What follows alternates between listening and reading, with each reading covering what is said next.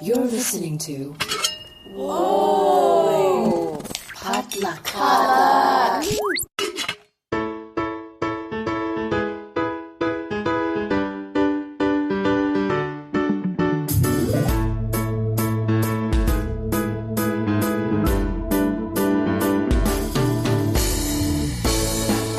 Hey everybody, welcome back to Books and Boba, a book club and podcast featuring books by Asian and Asian American authors. My name is Marvin Yue. And I'm Rira Yu. And we are here today to talk about our July 2019 book club pick, Zero Sum Game by S.L. Huang. As always, here is your spoiler warning on the top. We're going to be talking all about this book. So if you haven't read it yet and don't want things to get spoiled for you, go read the book right now and come back and listen to us afterward. But yeah, Rira, how has your summer been so far? It's disgusting. It's getting pretty. Do you feel like it's more humid this year in LA? Yeah, it really is, and it makes me so mad because I did not move out of Georgia for this nonsense. Like it felt like New York as well, because New York gets like really humid. Yeah, I was just in New York, and it's worse in here for sure. But yeah, I was expecting to come back to like our usual like dry summer oven, right? Yeah, but it's been kind of muggy and gross. We're not built for that. No, we're not. When it's muggy, there's mosquitoes, and I don't like them. They suck. Oh my God! Speaking of bugs, like our apartment right outside our door, we had like a beehive. Oh no! Or I guess like a bee hole where like a lot of bees were like coming in and out, and it just like happened randomly one day. We're like, where did all these bees come from? So like, we had to right outside your apartment. Yeah, like right outside our apartment, and I didn't notice. I just like walked straight past the swarm because Really? I was on my phone, whereas like Dan walked around the other side of the building and he was like, did you not see the swarm of bees that was like right outside our apartment? And I was like, oh yeah, we need to call someone for that. And I guess like our landlord, she was just like, oh, it can't be that serious. But then when she called like the bee person, he like checked and he was like, oh no, I need a bee suit for this. So wow. it was pretty serious, and we couldn't leave our apartment for like 3 hours. You live there now forever. Outside is their domain. Right. I'm intruding on their home. You need to like just call on Uber Eats from now on to get any food delivered, or Amazon Fresh. Yeah, well, they're gone now, so thank God. That's good. Like, how does bee removal work? So like the bee guy, he sprayed something that smelled so bad. Like it smells so bad to like humans as well. But it's supposed to like make the bees kind of go crazy and be like, this is not a good place to live. So they kind of move out. So yeah, it doesn't kill them or anything. Okay. So they just move the queen somewhere else? Yeah. Yeah. Interesting. Well, that was my summer so far. It's been quite exciting. Yeah, my summer's been pretty low-key. I went to New York for a wedding that didn't happen. Nothing, like, scandalous. It's just... You went to New York, like, family a couple, happened. like, 2 weeks after I came back from New York. That's true. Yeah. I so bet we it just was swapped really... places. Yeah, but it was super muggy. And it was like, it's summer, like, rainstorm season, you know? Where it's like, it rains for 10 minutes every 15 minutes. Mm-hmm. So I was reminded of my time back in the East Coast when I used to live in DC, and like, oh yeah, I should really check the weather before I exit the house. Because when I was living in DC, I got caught in rainstorms like all the time. Yeah, same here with like New York. Like I never went anywhere without an umbrella. Yeah. Yeah. That's something. Whereas here, like people don't check the weather ever, and people get so surprised when it rains, and they drive so slowly, which is a thing that is mentioned in this book because this book takes place in LA, and if you live in LA, you'll get all of the like you'll understand like the neighborhoods and kind of like the subcultures, and it was kind of like fun being in the know-how. I will say, as easy as it is to talk shit about LA traffic and drivers, have you driven anywhere else in the world? Like, people are worse drivers everywhere else. That's not true. That's not true. I drove in Atlanta, and it is way better than here in LA. Like, way better. Our traffic is almost just as bad, but it's like the drivers are much nicer. Are they? Yeah. See, I drove around DC, and that traffic is worse, and the drivers are worse. Oh, well, I've never had the fortune, or I guess misfortune, of driving there. Have you seen the movie Baby Driver?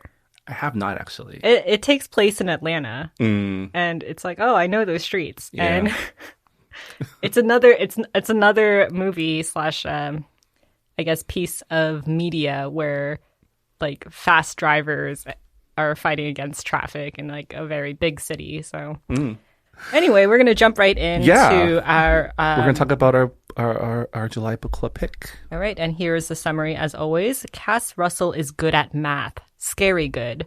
The vector calculus blazing through her head lets her smash through armed men twice her size and dodge every bullet in a gunfight. And she'll take any job for the right price. As far as Cass knows, she's the only person around with a superpower, until she discovers someone with a power even more dangerous than her own. Someone who can reach directly into people's minds and twist their brains into Mobius strips. Someone intent on becoming the world's puppet master. Cass should run like she usually does, but for once she's involved. There's only one problem. She doesn't know which of her thoughts are her own anymore. Okay, I'm going to start off this talk with our relationship with math. Like, were you a good Asian and knew your math growing up? I took multivariable differential calculus in college. Oh, man. I don't even know what that means. That's about as far as I went because that was the requirement for it. So when I was in college, I went to college at UC San Diego, and my major was, it was called management science. It's basically economics based on like the micro side, so firm side stuff. But it was a BS degree. So because it was a BS degree, and that's Bachelor of Science, not bullshit. Not bullshit. But also bullshit. We had to take engineering level calculus as our general requirement instead of regular calculus. So that's how I learned about, three-dimensional shapes and how to find volume. So did you understand like a lot of the math terms that showed up in this book? So I understood in the way that like I understood how the relationship math has to like physics and stuff. Like, this is how parkour people do the things they do because they know how to transfer energy. And it's like, did you watch Sherlock Holmes, the Guy Ritchie version? The Guy Ritchie version? No, the I one haven't. with Robert Downey Jr. That was Guy Ritchie, right? I don't know, but I saw the one with Robert Downey Jr. Yeah. Could have sworn that was Guy Ritchie. I might be wrong. But it's like, what if that boxing scene in the beginning, but the whole movie? Oh my God, that's exactly what I was thinking when I was reading the book. I was like, man, this is like Sherlock Holmes. Like, you do all the calculations and then you execute it. Yeah. And everything is like, since your brain is like figuring out all the ways that you can beat this person, right? Like everything slows down. And I thought that was like really cool. And I thought if this book was made into a movie, it would do that like 100%. Yeah. Yeah. So that was like really interesting because like I had like a movie reference for it. Right. Yeah. But what is your my relationship with math? I hate it so much. Like I hate it so much. I feel like I was really more math oriented until maybe like high school. Because like in high school, like they introduced like pre-calculus and like that did not go over very well. That was around the time when my English teachers were telling me that I was a really bad writer and I was really bad at reading comprehension, and that if I continued this way, I would never get into college. So I started like practicing writing and started reading a lot of books. I was a big reader when I was younger, but like I started reading like much more difficult books outside of genre books. So I went from like a math oriented person to like definitely like more language based. So that was an interesting transition for me, but I haven't taken math since maybe like junior year of high school. Right. I went to film school and like no math was required. Not even for like basic graduation requirements or anything? No, math was not required for basic. Science was, but I took like a children's literature class and that counted as like psychology. So so I didn't have to take any science or math. I took a lot of history classes. I could have double minored.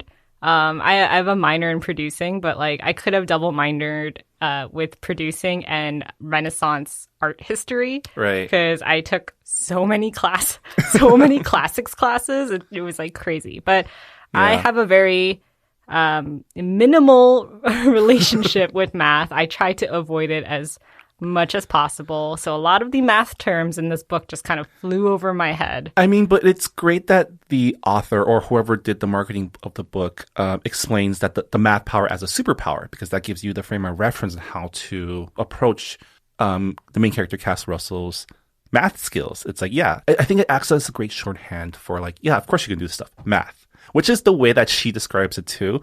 And towards the end of the book, they seem to allude that it's not as simple as that. Like the math powers come from somewhere. It's, you know, because that was something while I was reading the book, I was thinking, yeah, sure, she's great at math, but normal people don't compute this fast. So I was trying to figure out, is she like a character on the spectrum maybe? Like, is there a reason her brain is wired that way? Or is it like something else? And it seems to be something else. Yeah. I mean, it would be, this book is like technically like urban fantasy or paranormal fantasy, because obviously you have elements that are like not possible in real life.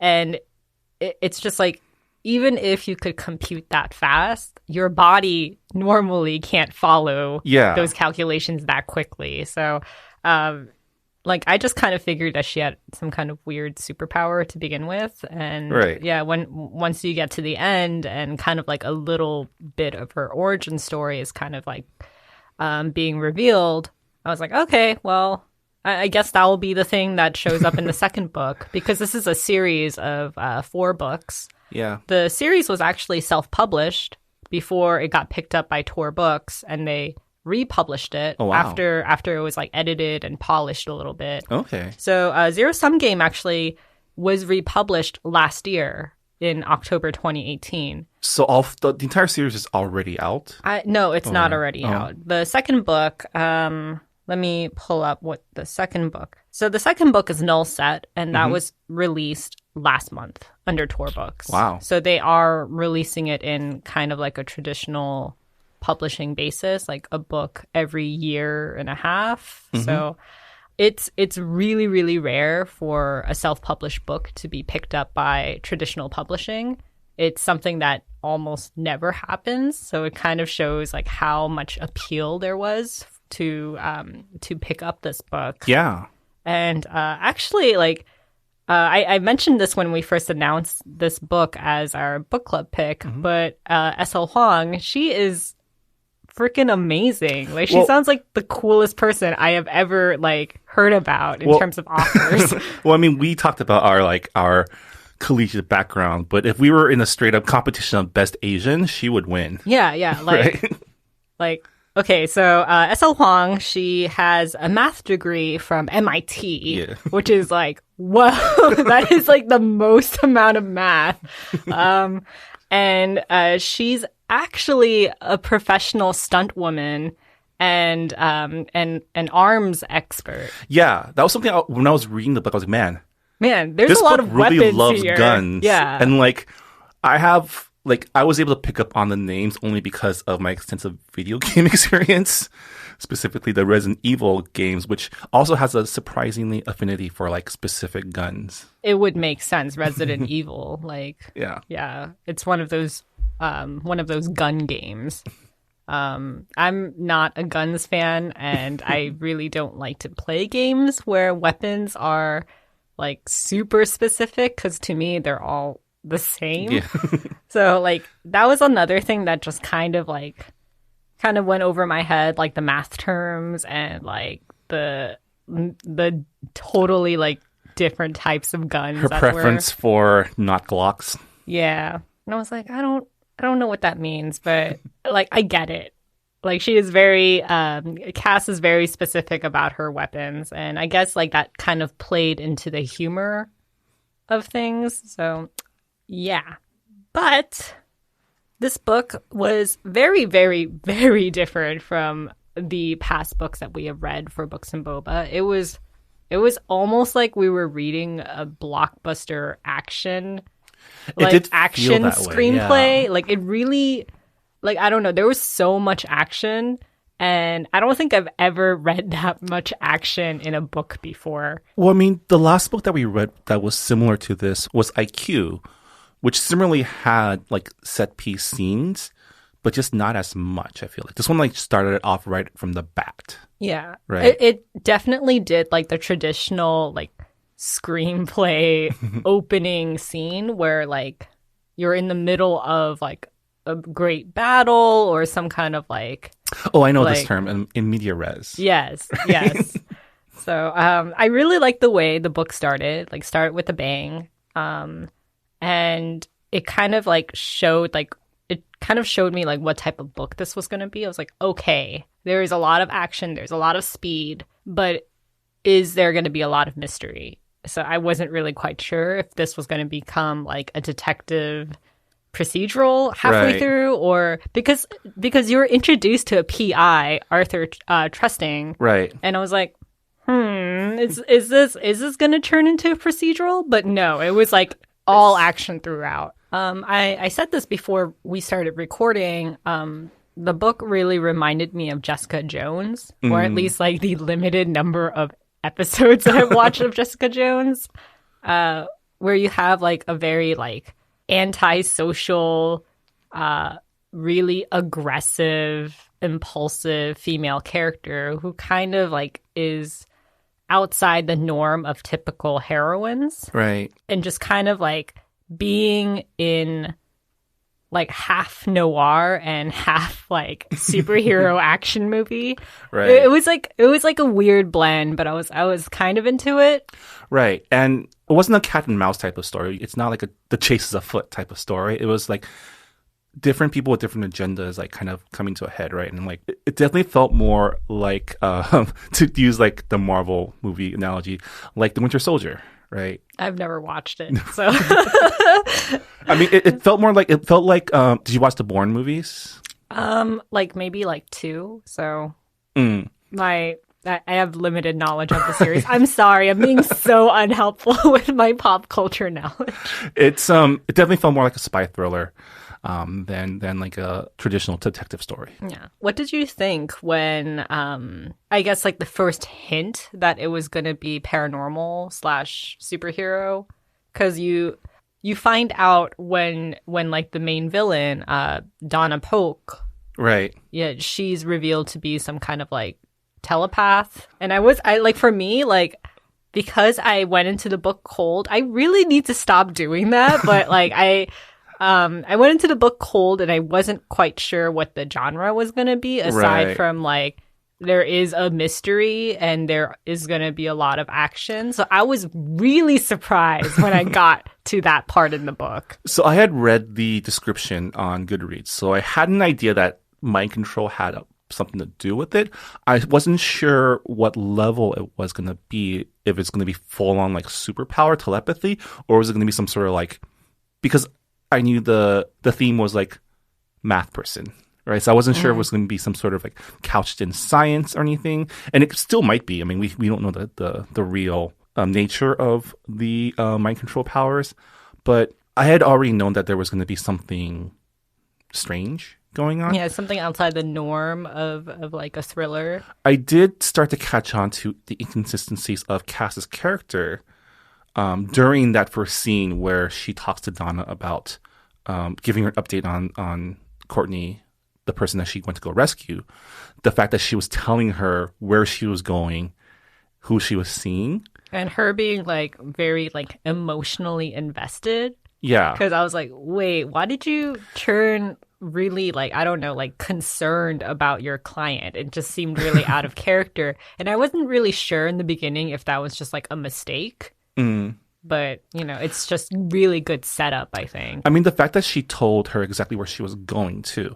And like, that's when I already knew at that point that Donna was not on the level. I didn't realize she was the big bad, but that like she was the only person she told that was where she was going. Yeah. Right. And then the ambush happens. So I mean, my guess right off the bat was like, oh, she's like the big bad because she's the client and it's always the client. And I'm not saying that like it's super cliche, but it does tend to happen. And I think Huang did a pretty good job of kind of making it unpredictable, because you're like, okay, she's involved and she might be the big bad, but I don't really know what her agenda is. So it kind of like strung you along as a reader.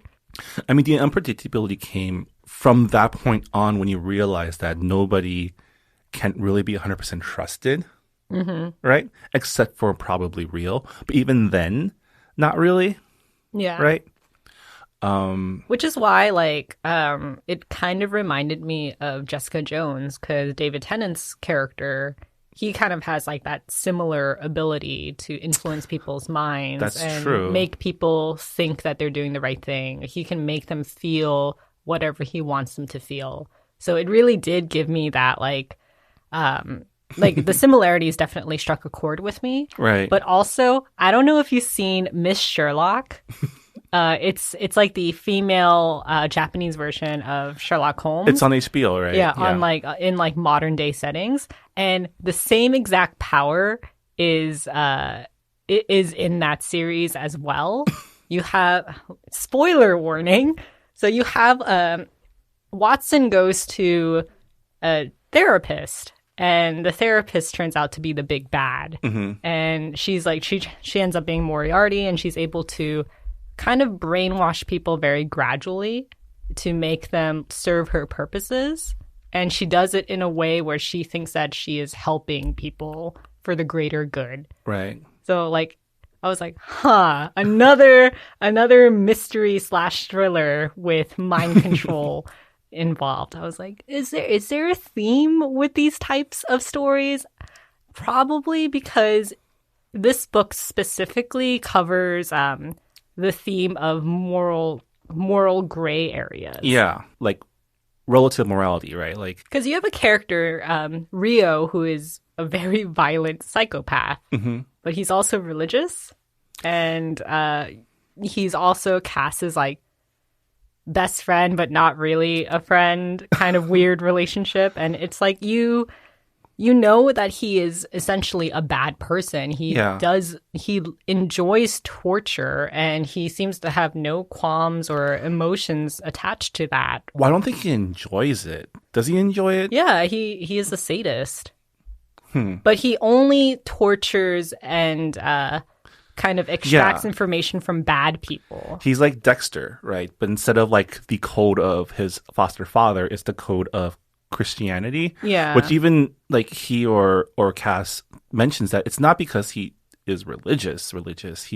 He needs a code, and that's the code that he chose for himself. Were there any characters where you were kind of like, okay, I'm not really sure if I'm lined up with their moral code? I mean, this whole novel wants to ask the question, like, what is morality? What is right? This is funny because I'm playing Fire Emblem Three Kingdoms right now on my Switch, and they're asking the same questions, which is, do the ends justify the means? Right? If the end goal is a more peaceful world, does that justify the bloody path it takes to get there, and the bad things you have to do? Is it moral to sacrifice a few people to save millions? Right? Yeah. And this is like a story that's been told in various forms, especially in superhero fiction, right? Where, like, especially in good superhero fiction, where the villain is the hero of their own story, and they're not evil for evil's sake. They're evil because they want to create a new world order. They see corruption, and they go about it in morally bad ways. Stories that frame villainy in that light, I like a lot better than the straight up like good guy versus bad guy, right? Because it challenges you to think about worldviews and think about the corruptions that would lead a person to become that way, right? Because not everyone can be the Joker. Not everyone can be chaos, right? Like what Pythica, the quote-unquote bad guy organization in the story is, they're all about order, right? They're lawful, right? If you think about it in terms of, you know, RPG alignments, they're probably like lawful evil. Yeah, not lawful evil. They're lawful chaotic. I don't know. I'm not a D&D person, so Right. I don't really know all of the quadrants. Lawful Sorry. evil would be if they're a bad guy using law for their own means, which is not them. They think they're doing good. They're probably lawful good. They believe in order. They believe in sacrifice. They believe in like they believe that what they're doing is right. In other words, they're egotistical, egotistical maniacs in my perspective. And yeah, that's the opposing side is all about free will, right? Yeah. The ability to make your own decisions, the ability to pursue your own means. And I mean, the worldview of the bad guys, right, of Pithaca is if you leave people to their own devices, they will create more suffering for others because everyone is selfish. Yes. Right. Yeah. It does kind of remind me of Death Note because you have a character who like thinks that he can make a new world order, like you said, and he's coming from a perspective of there is so much corruption in the world and people are really selfish, and you know, if I got rid of all the serial killers and all the rapists in the world, then the world would be a better place. And I am, as a person who is, I guess, like with Light in Death Note, he is an upstanding citizen. He, you know, he's like a genius. His dad is a police commissioner, so he's like, I am the one who can pull this off. And with L, who is on the opposite side, he has the same argument: free will, and also you are not God. You Right. cannot make those calls. And it's a story that's been told repeatedly in all media, but vastly different because it is centered on character. And I think Huang did a good job establishing all of the characters and their moral codes and how they kind of clash with each other. Right. Because even between Cass and Arthur, there are clashes in morality, right? I mean, I feel like I was saying there's an opposing view to whatever Pithaca is doing, but there really isn't because I feel like the protagonists, they're more neutral than anything else, right? There's no right or wrong for them. They're just trying to survive, which in itself, I guess it's the free will argument or the ability to self-determine. But like Cass isn't, like she's a good person, but not like a good person, you know? Not a good person in italics. Yeah. She is someone who, who pulls the trigger before thinking. And, you know, she kind of is on the side of the ends justifies the means in a much, much smaller scale. Because she thinks, oh, if I don't shoot, then I will get hurt. Right. And if I don't tie up loose ends, they'll come after me. So Right. So you can see like Pithaca's goal, like Donna's goal is pretty much Cass's worldview expanded to cover. which is the why world. she's able to get into Cass's head through logical arguments. And I thought that was a really good scene with, I think it's like 250 pages in. You are at like the middle of the second act where Donna and Cass are sitting across from each other. Right. She's been captured. Yeah. And Donna's like, ask me anything. And I was like, that's so weird because you don't really see like this kind of like conversation between villain and protagonist. Right. Usually it's the monologue. It's the exposition. It's the exposition dump where the villain explains their plan. And it's just like weird, like, oh, conversations over coffee, you know? It's like, ask me anything. And like kind of like the villain making very sound arguments and also just like being pretty chill about everything. Yeah. But like that was a really interesting scene for me to read. As someone who I don't know how I would categorize myself. Like I'm lawful something, but but like Cass and I did not really mesh well. Right. You're more of an Arthur. Yeah, I really am, and I like kind of hate it. Considering that like a lot of my friends are more like Cass, who are just like, yeah, like whatever. Like it's like we have to create a little bit of chaos to you know make good progress or whatever. Whereas with me, I was kind of on the side of Arthur. So I was like, why are you shooting all the time? Like, why are you pulling the trigger before you're actually thinking about the consequences? Because she really does not seem to think that far ahead as someone who is like super good at mathematics and being able to dodge bullets. Well, I mean, that entire scene where she gets like caught at a supermarket. Oh my god, is I was just like screaming. I was just like mentally screaming at that scene where she's like, okay, I just have to stay on the down low until I can leave the city. But she's like, oh, what if I get alcohol? And I'm like, dude, you're on like a wanted poster. Like, you shot bullets at Griffith Park in front of so many people. Like, what makes you think that this is a good idea? And then she goes and she doesn't have her ID. And I'm like, how do you not like have the forethought to like do this? I mean, do you think that's like a contradiction in her character, or is that like just, I mean, she does say herself in the story that she does not do well when she's not actively solving a problem or working on something. And like these poor life decisions, poor survival decisions seem totally like, if you were truly all about self-preservation, you wouldn't have made these decisions. Yeah, they're right? very, very self-destructive. Yeah. And I mean, I wonder if that's something that they'll explore in future books. Because obviously there is like something that I started to notice as we got closer to the book. I was like, oh, we're getting close to the book, and we're nowhere near any idea of who Cass is, you know, and like even her past, right? Because throughout the entire story, she never ever talks or thinks about who she was before the book, right? How she became the way she is. And that seems intentional based on where the story goes, but it really does like give you the sense that like she, like this personality, this life that she lives, is something that she constructed herself. yeah, Right. yeah. I mean, no one person is consistent with their code, and like that scene where she's about to get caught and Checker's on the phone with her, and he's like, you need to turn yourself in. I'll get you out, but like you need to, that is your only option. And she's like, screw you, I have grenades. And I was just like, what makes you think that this is an okay idea?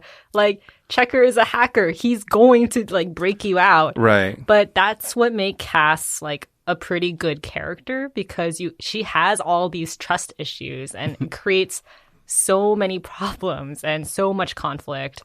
And a lot of this book is about characters making really, really bad decisions, whether it's their own decisions or it's being influenced by Pithika, and then them trying to like clean up after their mistakes. Right. Yeah. I did get a little bit frustrated though with me not knowing where her math power came from. Because I knew that this was part of a series, but I kind of wish that like there was a conversation about that, like with Trusting being like, okay, like you're super weird, you're like Spider-Man, like you're able to like do all of these incredible calculations. And like I thought there would be like a moment where he asks her like, how are you able to do this? When did you learn how to like train and stuff like that? I mean, you can tell that he's suspicious, right? But he's also very trusting. I guess. Trusting. Because his name is Trusting. Who is your favorite character, by the way? Because we had a great ensemble cast, I think. I was super sad that they killed off the precocious girl right off the bat. Oh, yeah. A 12-year-old girl who is into hacking and guns. And like the gruff information broker who also pays his taxes because he believes in civil service. Yeah. I did enjoy that she was able to avenge them in the end. But in terms of like the more substantial characters in the story, I think maybe it's just because she's the protagonist and you spend the most time with her, but I did like Cass as a character. She was a great anti-hero. I love that, like the story in itself is full of like diverse characters, right? You have people of color, you have female protagonists, you have disabled characters, but it doesn't like, I actually didn't think about this till the very end, but there was no romance storyline, and I really, really I really thought that dig was that refreshing. too. Yeah, I really liked her relationship with Rio. Yeah. Because it's like we're friends, but not really. And also like we have this relationship where we really trust each other and know each other that well. But So there's that thing that Rio keeps saying throughout the book that we're not friends. And I feel like that's important. You think like he's her handler or something? I mean, later on, well, if we want to jump into like wild mass guessing about the backstory and like this is, I haven't read the second book, so I don't know if they go into this, but it feels like, so there are a couple clues in the book where you see connections between Cass and Donna, right? Mm-hmm. In terms of when Checkers, the hacker, mentions that, yeah, Donna was originally Miss Psycho? I forgot her name. Sayo? Yeah. Yeah. She was kidnapped at a young age and trained, or like brought in at a young age and trained to develop her skills that she already had. And that affected Cass in a way that's like, it's very subtle, but you can tell that she was like bothered by that. And the fact that Donna figures out who Cass really is leads me to believe that they're connected somehow in that way. So there's that one chapter where they're doing like battle in the mindscape, kind of like I know you don't watch Marvel stuff, but I mean, I've watched like my fair share. Have you seen Legion? No, I have not. They do this on Legion where they go into like the astral plane and they do battle mentally, right? It kind of felt like that where they're on like this other this level of, I guess it's like Inception then, right? Where they're in the subconscious where time moves differently and more slowly. And she's starting to get glimpses of her past. And so my theory is she also has mind powers, and that Rio is someone who she put under her like control. Maybe. Right. Yeah. And that's why they have this bond. And that's why Rio keeps saying, I'm not your friend. Because maybe he really isn't. Ah, good guess. Good guess. Kind of reminds me of Harry Potter, actually, with the occlumency, like where you learn mind battle skills. Like there are people who can read minds and kind of influence people, and then you have that skill of blocking things. So I thought that was like really interesting when like Cass is like, don't remember, do not try to remember under any circumstances, and she has mental defenses, like going through equations and stuff when she's talking to Donna, just in case she doesn't know about her mathematics skills. Right. And, Donna doesn't know about her mathematics skills until the very end, where she's kind of like putting a sledgehammer into her mental state. What did you think about the relationship with? What do you think about Rio? Because like as an Asian American focused podcast, Rio is our representation on the screen, right? He was pretty, like, I love that she kept mentioning that he wore a really cool duster. Oh my God, yeah. Fashion is key. I didn't even know that, like, Rio was our Asian representation. They mentioned it a couple times that he's Asian. Must have, like, just flew past my head. It was in the first chapter, I think. See, that's the thing about, like, the descriptions on the diverse characters. It's so subtle. And like, I think she literally says Asian. Yeah, but like Japanese. I don't know. Like, same thing with like Checker. Like Checker is in a wheelchair, and I don't think I like caught that until like maybe like much later on when they're trying to get him to a working computer after everything is shut down in California and Arizona. Yeah, I mean, I think that's they didn't call out explicitly that he was in a wheelchair till later, I think, right? They kind of alluded to it in the beginning. Yeah. In the same way, like, you're not told that Arthur Tresting is black until like a couple chapters into knowing him too. Yeah. I feel like, right? Yeah.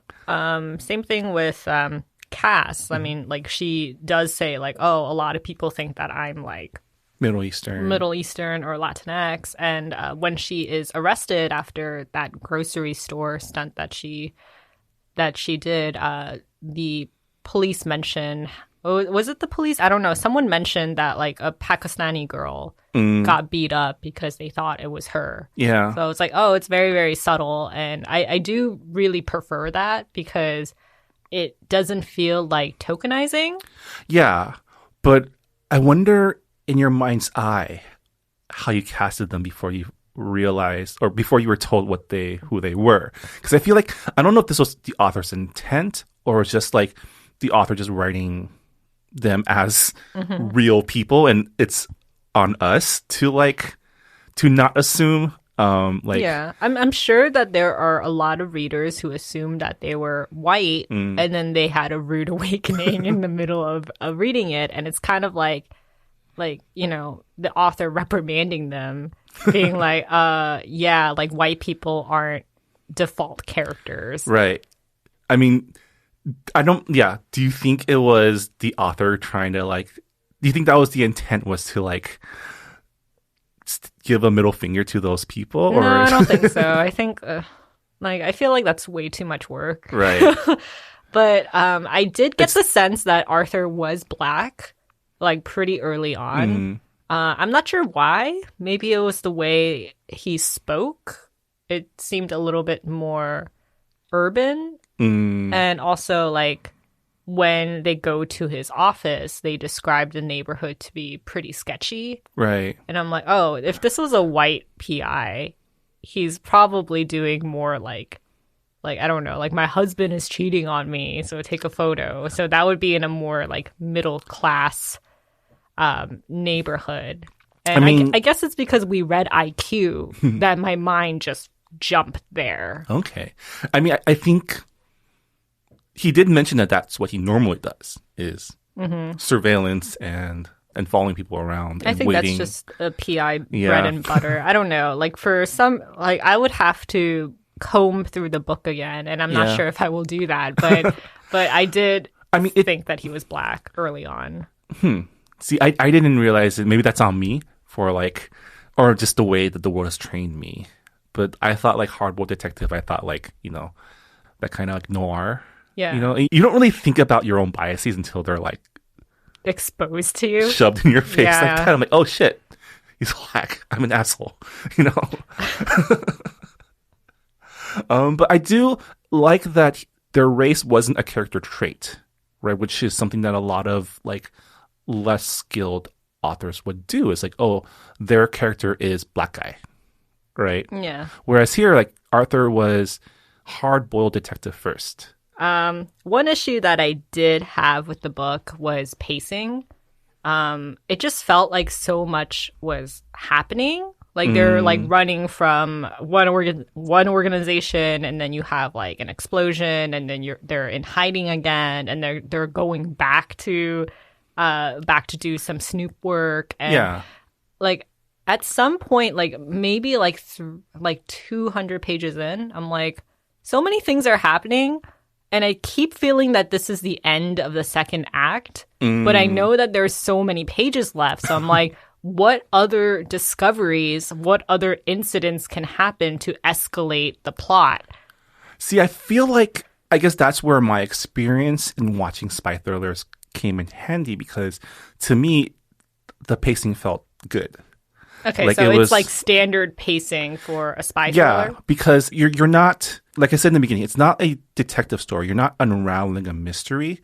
It's basically it's the original Mission Impossible, where it's... I also haven't seen the original Mission Impossible.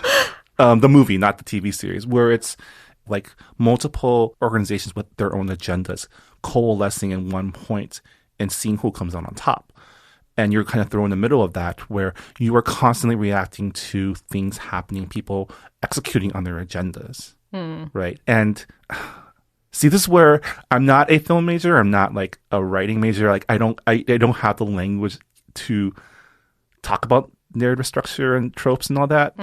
Which maybe we should have some writers on to talk about that with. Yeah. But the pace at which things happen and unfurl does track with this type of story, where you're just constantly the point isn't to uncover the mystery. The point is to unfoobar this situation. But right? I feel like when Pithka, they pretty much shut down Los Angeles, and I guess the entire state of California, to be honest. I thought that should have come like way sooner. And well, it wouldn't fit with their MO because they're not trying to disrupt the status quo. Yeah, they aren't. But that's what I thought in terms of pacing. Like they should have figured out how to take down Pitheca with their finances like much earlier, in my opinion. I feel like the book could have been tightened to like 300 pages instead of 352 pages. Well, I feel like narratively they didn't have the tools to until they realized that Arthur had picked up the flash drive, right? So maybe that might have come earlier, but again, that wouldn't have come unless Cass and Arthur built this relationship with each other, right? Because at the beginning they weren't on the same team. They're reluctant allies maybe, but they weren't working together. Yeah. I mean, I understand like the build up to it. I just felt like it should have been tightened a little bit more. And also like at some point I like towards the end of the second act, I kind of got sick of Arthur being really untrustworthy because it was just like, okay, like I get it. You've been brainwashed and like this has happened like 4 times already where he's kind of like thwarted their kind of compromised their mission. And I was like, okay, well, it's good that Huang made that part of the plan at the very end where it's like, okay, we're counting on him to call Donna because that's part of our plan now. But I just don't know. I kind of got tired of it, and I feel like that could have been shortened much more. I felt like it was like, because from that point in the story on, after they get captured, everything is suspect. And I thought that was really well done, where you're at this point where nothing he says, nothing Cass says to herself can be trusted, really. And I thought that was a good tension during that part, personally. Yeah. Yeah. I mean, I don't disagree with the tension, just pacing. I don't know. Like, I don't know how else to describe it other than like, like the prose should have like been tightened a little bit more, so you don't have to go through so many pages to get to the next, I guess, like next major beat. But that depends on personal preference. I mean, Marvin, you're more of like a casual, no, you're more of like a fantasy person, like a fantasy or like I think they call it genre. Yeah. Well, like with fantasy novels, like you have to go through so many pages because there's so much world building and so many characters, and then like for me, I prefer something that is like much more tighter in terms of like page numbers. I don't know if that's because I went to film school and like screenplays are like you have such a short window to tell so much information. Maybe. And maybe if this was a movie, they would tighten it up, right? Oh yeah, definitely. When I was reading the book, I thought like, wow, the writing is so cinematic and it would make a great movie. But a lot of the prose, it can be told within like a glance or with just like really short dialogue or special effects. But in a book, you have to write all of that down and kind of explain it. So yeah, but it would make a really good movie. And I'm kind of being hypocritical because I have read a lot of Dan Brown novels and they're also like kind of in the same genre umbrella of like spy thrillers or like just like conspiracy thrillers. Right. And it's like so many pages, like 500, 600 pages. And there's like a lot of things going on, a lot of like red herrings and organizations that seem bad, but also like they are on the same side, technically. But like even with those books, I'm like, okay, like let's get it. Come on, like let's get to the next beat. There's so much like filler in between, and I don't know, but like I guess. But then if you watch the movies, it's much tighter. Also has Tom Hanks, so you know it's imminently more watchable too. Man, like, just by I feel like that's a miscast. Really, honestly, yeah. I mean, people didn't think Matt Damon could play Super Spy. He pulled it off pretty well.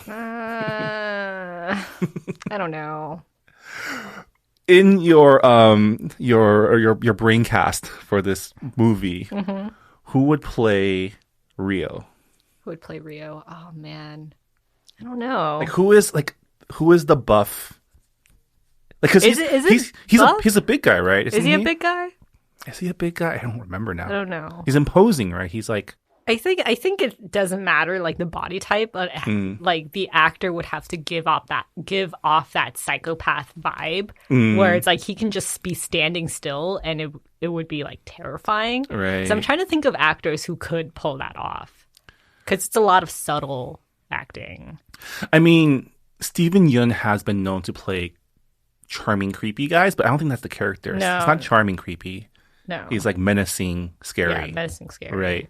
Huh.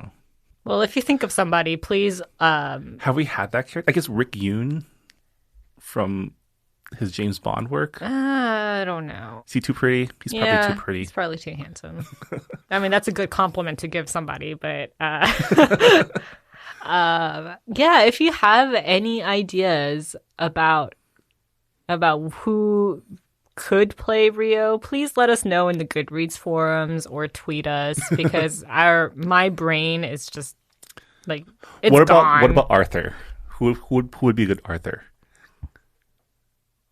Who's like a good like I'm too old for this shit, like Murtaugh, but not Danny Glover type of person? Samuel Jackson. He's too bombastic, though, isn't he? That's true. Oh my god. Lakeith did play L, right? Or not L? Did he play L?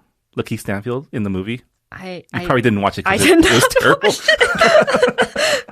Oh, anyways. Shoot. No, the name is escaping me. Hold on. I'm gonna look. Idris Elba? Oh. He would be pretty good, right? He'd be pretty good.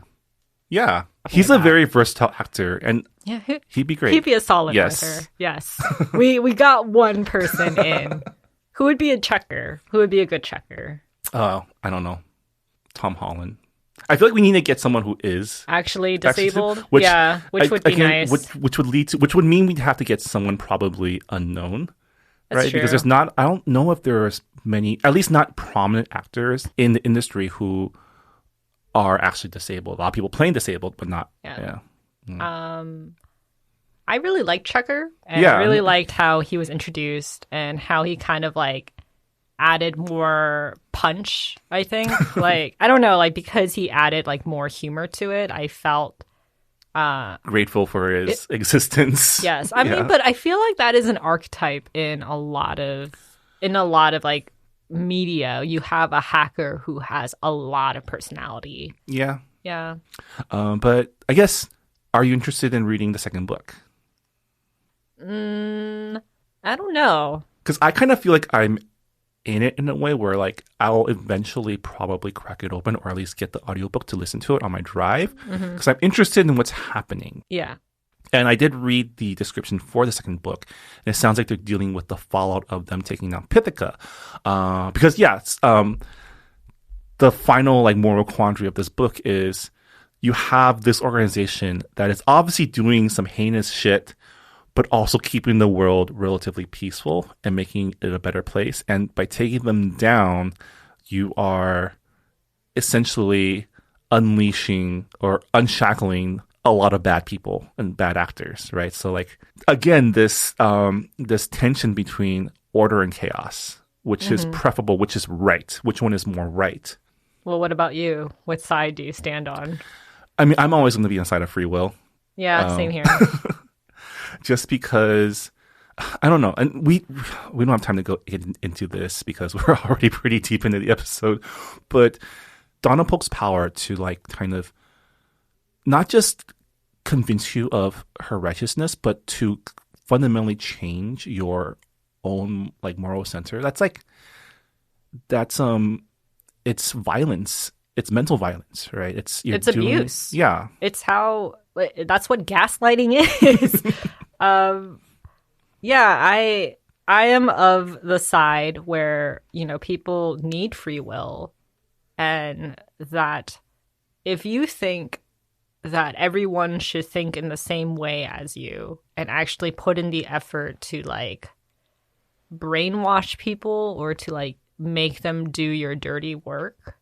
That mindset of like, I'm always right and people should just fall under my ruling. It is a very egotistical way of thinking. And a lot of terrible things have happened in world history with that mindset. So I'm always on the side of, like of free will, and you are not God, so therefore you should not play as God. And I think in terms of like worldview, I err more on Arthur's side rather than Cass's, where Cass's is all about like self-preservation, do what you must to protect yourself and yours, whereas Arthur has this sense of like responsibility for other people and consequence. Like he knows consequences and the belief that people are fundamentally good, or has the possibility. Yeah, the potential for being good. Yeah, and I think I don't know if this is where the story is leading, but this is where like a lot of media like that talk about this type of thing is asking is it worth it to put trust in the fact that humanity will tend to do the right thing eventually? Right? Eventually. That is the key word, eventually. Yeah. This is like completely, not completely random, but every single time Cass like stole a car or a motorcycle, my gut instinct was just like, you are a terrible person. She is the player character in a Grand Theft Auto book.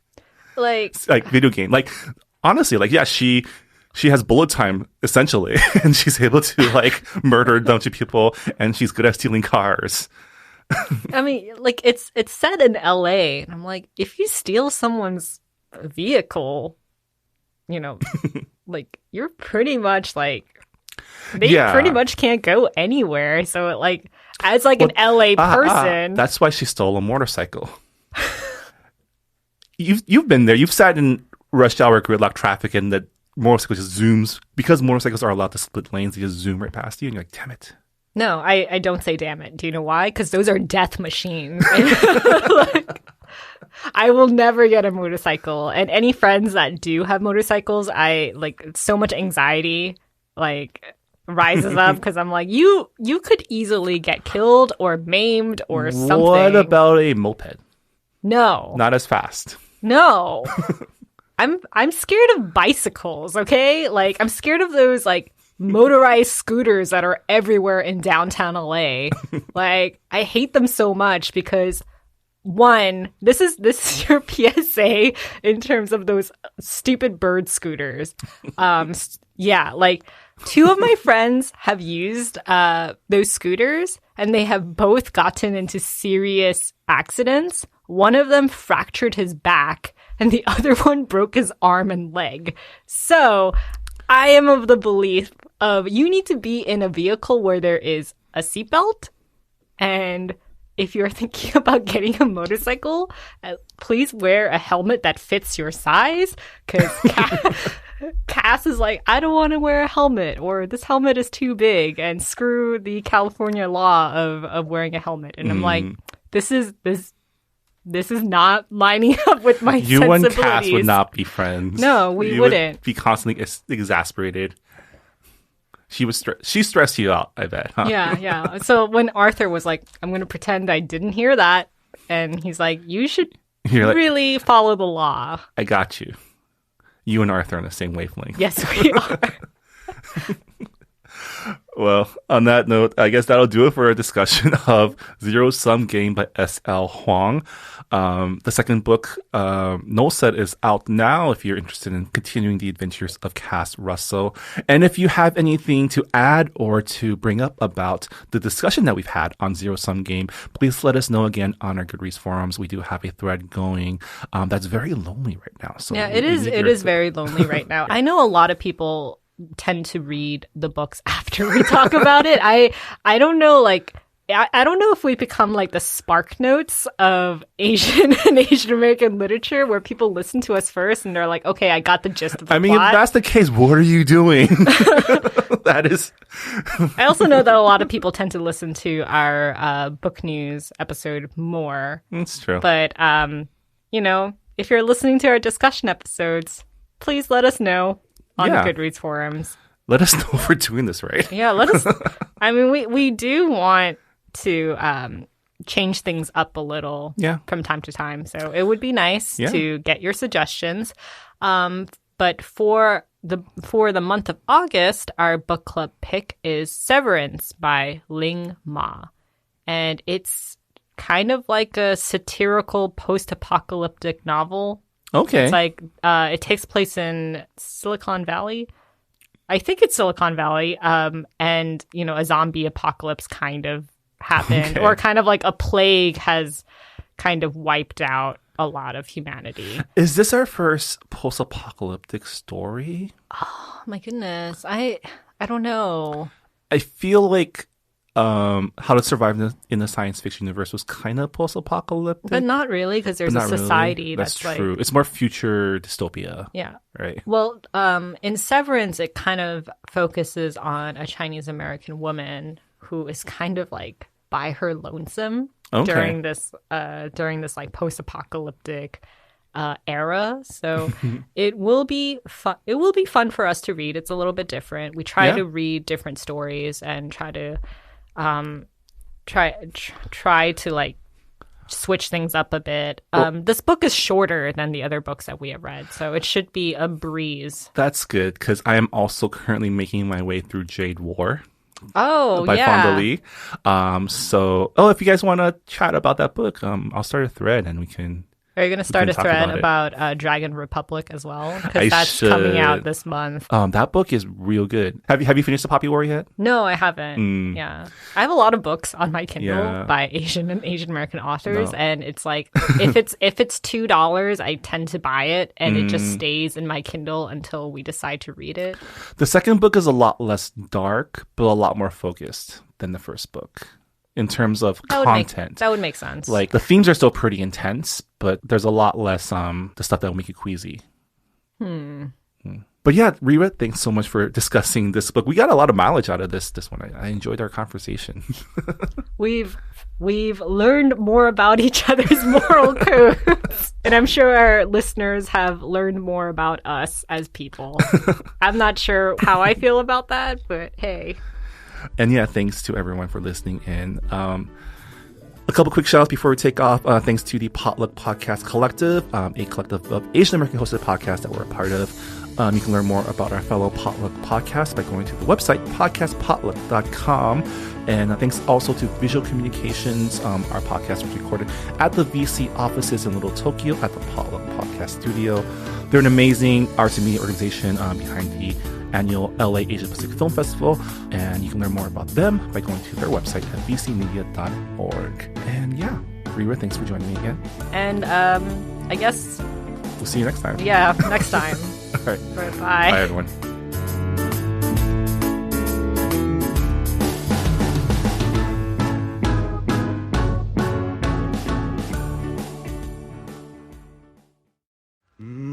But we're still here.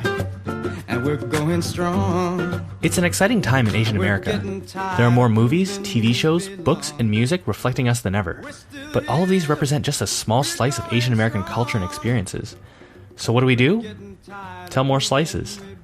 Asian Americana is a show that explores these slices of distinctly Asian American culture and history. We've talked about how Chinese Americans built California's Sacramento Delta, the art scene turns gallery institution giant robot, a play that explores the lost Cambodian pop music of the 60s and 70s, and, of course, Boba, just to name a few stories. You can find Asian Americana at asianamericana.com or on your podcast app.